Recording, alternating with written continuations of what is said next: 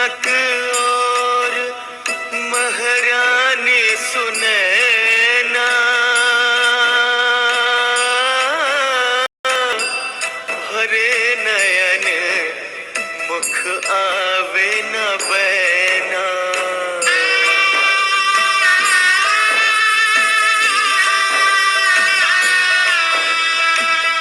विकल प्राण मन धरे न धीरा,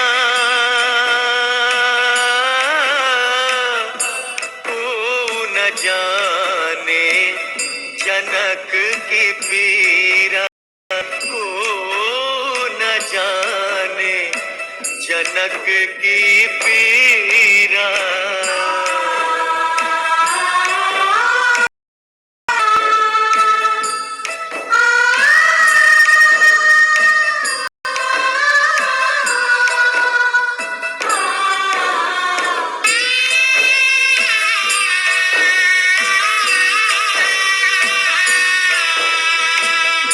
जैसे है नभ में ध्रुव तारा,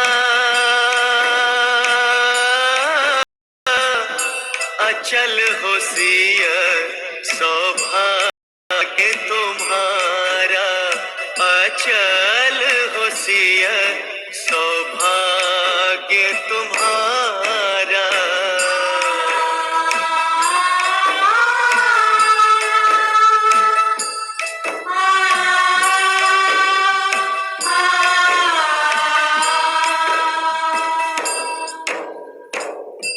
जाओ सिया ससुराल सिधारो,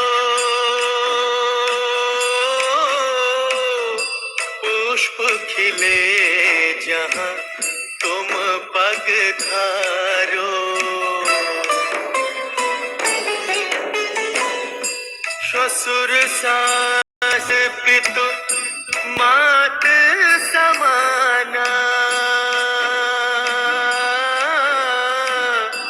तो ऐसे जो वेद पुराणा, तो ऐसे जो वेद पुराणा।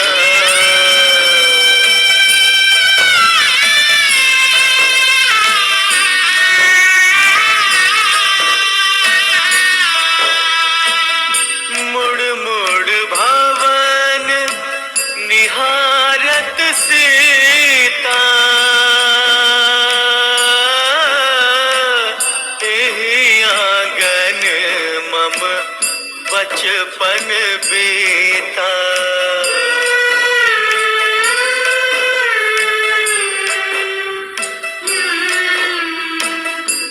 अंतिम एक विनय सुन लीजिए, भई जो भूल क्षमा कर दीजिए, भई जो भूल क्षमा कर दीजिए।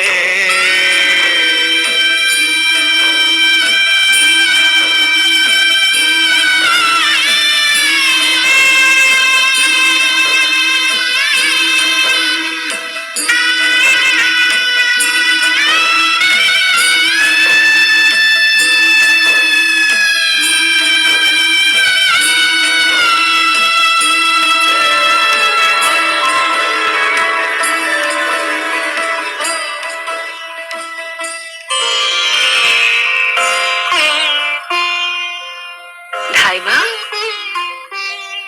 जनकपुरी धन्य है जिसने मेरे राम को दुल्हा और मेरी सीता को दुल्हन के रूप में देखा। यदि मैं भी वहां होती तो कितना अच्छा होता। बस करो पुत्री, अब मुझसे सहन नहीं होता। दिन रात राम का नाम रटते तुम थकती नहीं क्या?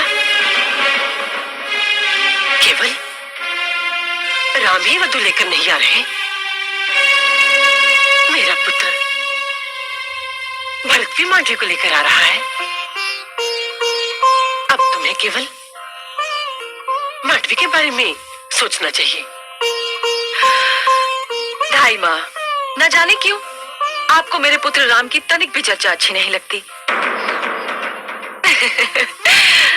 अच्छा, अब चलो द्वार पर अपनी वधुओं का स्वागत करने चले। चलो।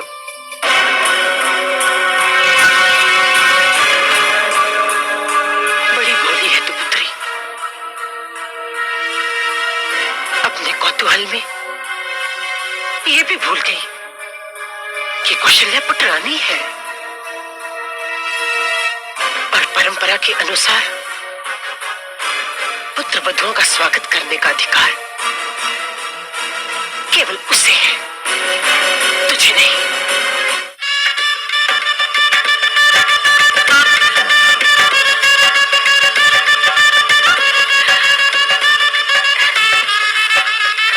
दीदी, आप तो अयोध्या नरेश की पटरानी हैं। पुत्र वधुओं का स्वागत तो आप ही को करना है। हाँ, नहीं कहती, आज कोई पटरानी नहीं है, हम तीनों ही माताएं हैं। हम तीनों ही वधुओं की आरती उतारेंगे।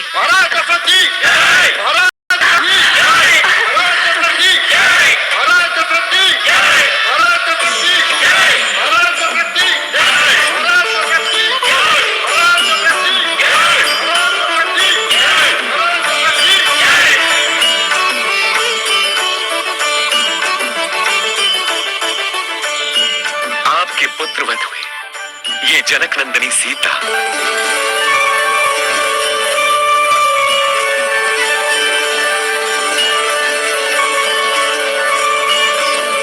ये मांडवी।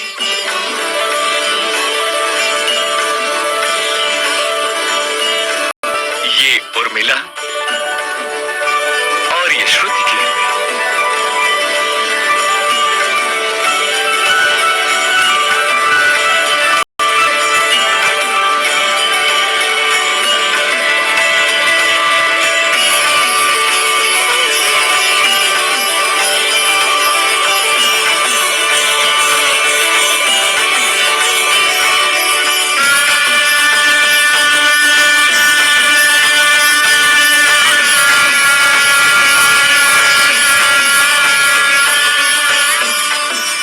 अखंड सौभाग्यवती भव।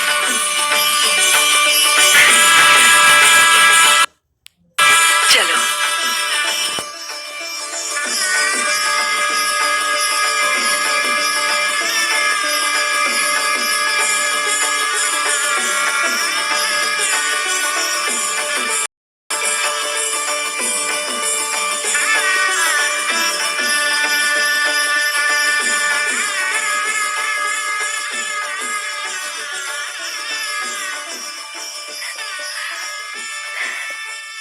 जानती हैं धाई माँ, ये सारे गहने मेरे लिए देवलोक से आए थे।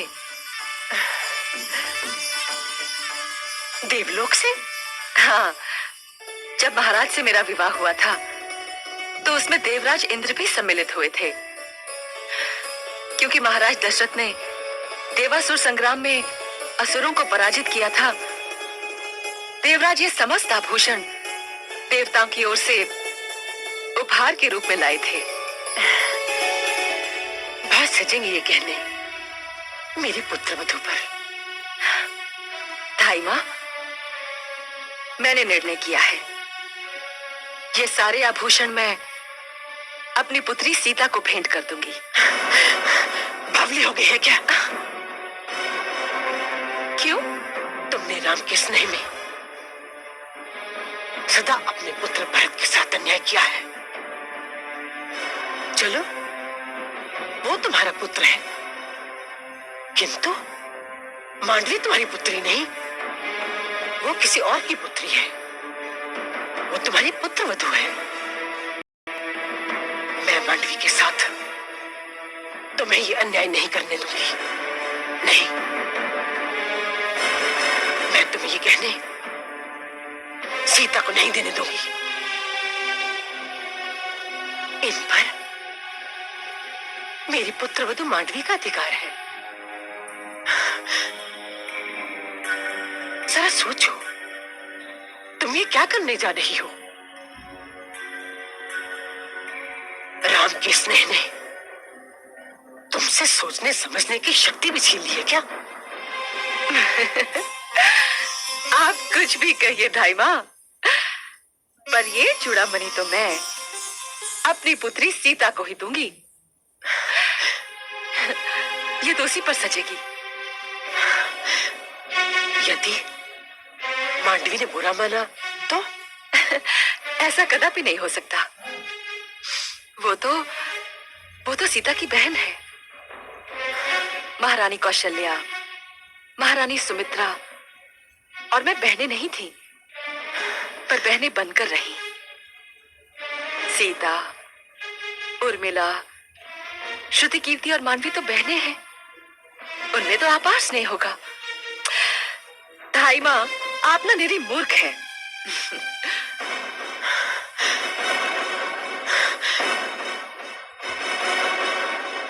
मूर्ख?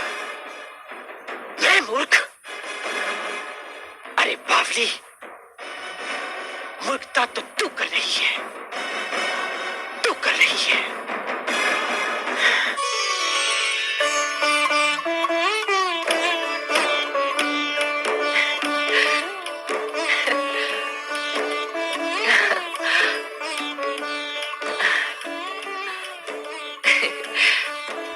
पुत्री, मुझे वचन दे, ये चूड़ामणि तू कभी भी स्वयं से अलग नहीं करेगी। मैं आपको वचन देती हूँ माता, ये चूड़ामणि मैं सदा अपने साथ रखूंगी।